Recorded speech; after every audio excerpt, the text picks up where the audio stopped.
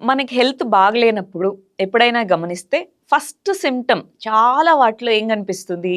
Fever రావడం. అంటే normal temperatures కంటే ఎక్స్‌ట్రా టెంపరేచర్స్‌ని మనం ఎక్స్‌పీరియన్స్ చేస్తాం. ఎందుకొస్తుంది అలాగా? మన బాడీలో టెంపరేచర్‌ని రెగ్యులేట్ చేసేటటువంటి పార్ట్ ఏంటి? మన బ్రెయిన్ వెనకాల ఉన్నటువంటి హైపోథలామస్. అవునా కాదా? దాన్ని థర్మోస్టాట్ అంటాం. అంటే టెంపరేచర్ స్టెబిలిటీ మెయింటైన్ చేసేది. మరి దాన్ని క్రాస్ చేసి మన బాడీ యొక్క టెంపరేచర్ ఎందుకు పెరుగుతుంది అంటే 1 ఇన్ఫెక్షన్‌ని ఫైట్ చేయడానికి. మన బాడీలోకి వచ్చిన వైరసో, బాక్టీరియానో, ఇంకొక పాథోజన్ ఏదైనా దాన్ని ఫైట్ చేయడానికి ఇమ్మీడియేట్ రెస్పాన్స్ మెకానిజం ఏంటి అంటే బాడీ యొక్క థర్మల్ టెంపరేచర్ పెంచడం. దానివల్ల అవి ఈజీగా రెప్లికేట్ అవ్వకుండా కొంత వాటి రెప్లికేషన్ స్లో డౌన్ అవుతుంది. ఆలోపు మన బాడీ యొక్క డిఫెన్స్ మెకానిజం వచ్చి వాటితో ఫైట్ చేస్తుంది అన్న ఉద్దేశంతో. రెండోది ఏంటి?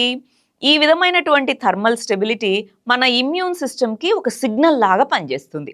మన ఇమ్యూన్ సిస్టమ్‌లో వైట్ బ్లడ్ సెల్స్ అనేవి ఇంపార్టెంట్ రోల్ ప్లే చేస్తాయి. ఈ వైట్ బ్లడ్ సెల్స్‌లో మళ్ళీ డిఫరెంట్ టైప్స్ ఉంటాయి.